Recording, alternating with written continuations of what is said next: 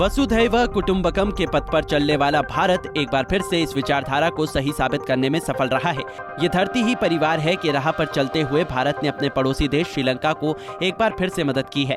आर्थिक संकट से जूझ रहे श्रीलंका को भारत ने 75 यात्री बसें दी हैं। ये बसें लंका की यातायात संबंधी ढांचे को मजबूत करने के लिए दिया गया है, ताकि आर्थिक रूप से कमजोर हो रहे इस देश को तत्काल प्रभाव से उभारा जा सके। श्रीलंका में भारतीय उच्चायोग ने इसकी जानकारी देते हुए बताया, श्रीलंका को सार्वजनिक यातायात में चलने वाली 500 बसें दी जाएंगी, जिसमें से 75 बस को भारतीय उच्चायुक्त ने सौंप दी है। इन बसों के सहारे इस देश के परिवहन ढांचे को मजबूत किया जा सकेगा। सबसे खराब आर्थिक संकट का सामना कर रहे श्रीलंका के विदेशी मुद्रा भंडार में भारी कमी है, जिसको देखते हुए भारत ने दिसंबर माह में भी श्रीलंका पुलिस को 125 एसयूवी सौंपी थी। ये एसयूवी और बसें नेबरहुड फर्स्ट की नीति के तहत भारत द्वारा श्रीलंका को सौंपी जा रही है।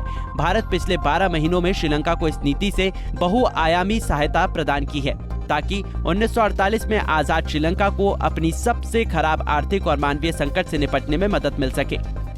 इन तमाम संकटों को देखते हुए श्रीलंका के राष्ट्रपति रानिल विक्रमसिंघे ने नए साल के अवसर पर अपने संदेश में कहा, हम नए साल 2023 को सबसे कठिन समय, अपार कठिनाइयों के साथ पिछले साल को मिली निराशा से गुजरने के बाद देख रहे हैं, जिसे मैं समझ सकता हूं कि हम सभी पर ये कितना बड़ा बोझ डाला गया है।